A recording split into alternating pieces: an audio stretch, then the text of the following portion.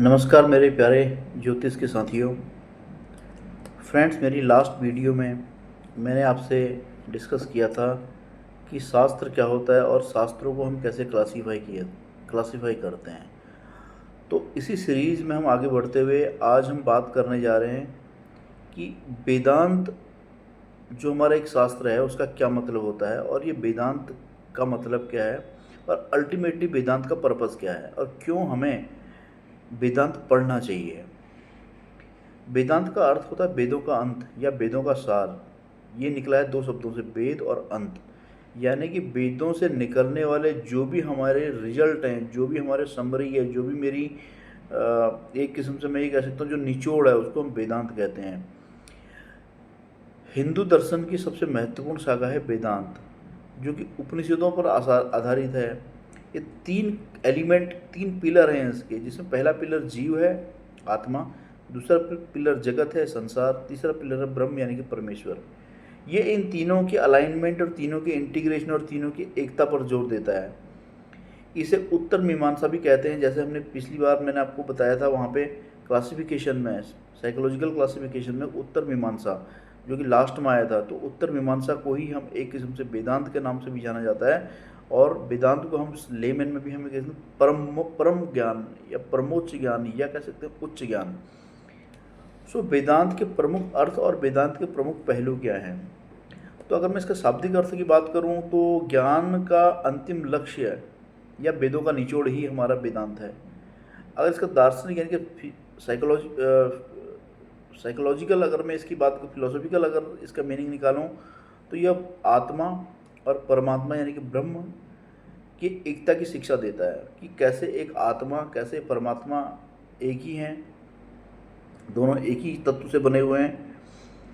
तो ये इसकी बात करता है। फिर इसके हम कुछ प्रिंसिपल यानी कि सिद्धांत की बात करते हैं। तो वेदांत के अनुसार सर्वोच्च सत्य निराकार ब्रह्म है और दुनिया माया है, दुनिया भ्रम है। जैसे हमारी भागवत गीता भी कहते हैं कि भगवान श्री कृष्ण को मैं ही सब कुछ हूँ, सब में ही मैं समाया हुआ हूँ और सब ने मुझ में ही समाना है, तो कण कण में मैं हूँ। तो वही कहने का मतलब वेदांत कहना चाह रहा है कि जो निराकार ब्रह्म है, जिसका कोई आकार नहीं है, उसको हम ब्रह्म कहते हैं। और ये दुनिया माया है, ये दुनिया भ्रम है। इसकी प्रमुख शाखाएं क्या क्या होती हैं। जैसे अद्वैत की हम बात करें तो शंकराचार्य द्वारा है। फिर विशिष्टद्वैत जिसको रामानुजाचार्य और द्वैत यानी कि माधवाचार्य के द्वारा रचित प्रमुख शाखाएं हैं इनकी वेदांत की। अब वेदांत का अगर मैं सिनोनिम वर्ड निकालूं तो उत्तर मीमांसा भी इसको बोल देते हैं, उपनिषद दर्शन भी हम इसको कह सकते हैं, ब्रह्म ज्ञान भी के नाम से भी जाना जाता है और ज्ञान मार्ग के भी नाम से भी जाना। तो इनमें से कोई भी शब्द अगर कोई यूज़ करता है तो समझ लो कि वो वेदांत के बारे में ही कहना चाह रहा है, वेदांत के ज्ञान के बारे में ही कहना चाह रहा है।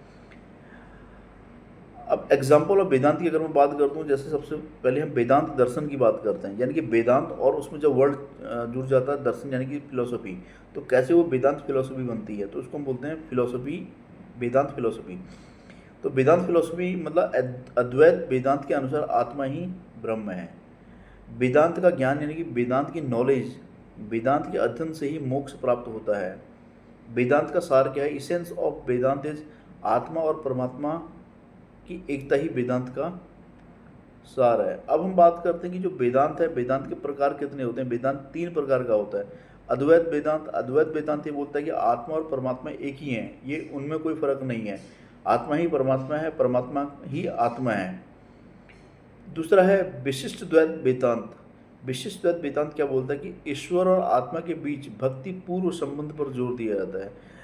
यानी कि ईश्वर को पाना है तो भक्ति करो, तब जाके आप भगवान में आप समाहित हो सकते हो। यानी बीच में एक बैरियर डाल दिया, भक्ति से ही, भक्तिपूर्व संबंध से ही आप भगवान को प्राप्त कर सकते हो, ईश्वर को प्राप्त कर सकते हो, उसमें समाहित हो सकते हो। तो ये बीच का मार्ग हो गया। तीसरा द्वैत मार्ग या द्वैत वेदांत ये कहता है आत्मा और ईश्वर को आपस में अलग अलग माना जाता है। कहता आत्मा अलग है, ईश्वर अलग है, यानी कि ईश्वर तत्व अलग है, आत्मा तत्व अलग है, आपस में एक दूसरे से कहीं किसी भी फॉर्म में जो है इंटीग्रेटेड नहीं है, रिलेटेड नहीं है।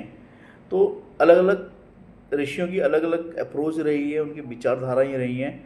तो कहने का भाव यही है हमारा। अल्टीमेटली अगर हम वेदांत हमें क्यों पढ़ना चाहिए, वेदांत हमें जीवन के सर्वोच्च लक्ष्य, जो कि ब्रह्म ज्ञान और आत्मज्ञान है। हमारा ऑब्जेक्टिव क्या है इस दुनिया में आने का? ब्रह्म को प्राप्त करना, उस परमेश्वर को प्राप्त करना जो एक है। और को प्राप्त करने का मार्ग कौन दिखाता है हमें? ईश्वर को प्राप्त करने का मार्ग दिखाता है हमें वेदांत। यह केवल पूजा की पद्धति नहीं बल्कि जीवन जीने का दर्शन है। मतलब भगवान को प्राप्त करने का मार्ग सिर्फ पूजा पाठ ही नहीं है, मंत्रोच्चारण ही नहीं है, बल्कि वेदांत के द्वारा ज्ञान को प्राप्त करके हम कैसे ब्रह्म ज्ञान को प्राप्त करते हुए, कैसे हम आत्मज्ञान को प्राप्त करते हुए, कैसे हम परमात्मा को प्राप्त कर सकते हैं, ये वेदांत बताता है। तो इसके लिए आप चाहो वेदांत के तीनों प्रकार के जो वेदांत हैं, द्वैत, अद्वैत और विशिष्ट द्वैत, इन तीनों की स्टडी करके आप परम सुख, परमानंद और सच्चिदानंद की शरण में जा सकते हो। तो उम्मीद है दोस्तों आपको मेरे द्वारा दी गई वेदांत के बारे में जानकारी पसंद आई होगी। उम्मीद करता हूँ कि अगले वीडियो में मैं फिर कुछ और अच्छा कंटेंट लेके आपके सामने आऊँगा। और हो सके तो मेरे इस चैनल को सब्सक्राइब, शेयर और इसमें कमेंट करिए, ताकि फिर मैं और भी अच्छी वीडियो के साथ में आपके सामने प्रस्तुत हो सकूँ। तो मिलते हैं बहुत जल्द किसी अच्छे टॉपिक के साथ में ज्योतिष की इसी सीरीज़ में। तब तक के लिए आप सभी का बहुत बहुत धन्यवाद। नमस्कार।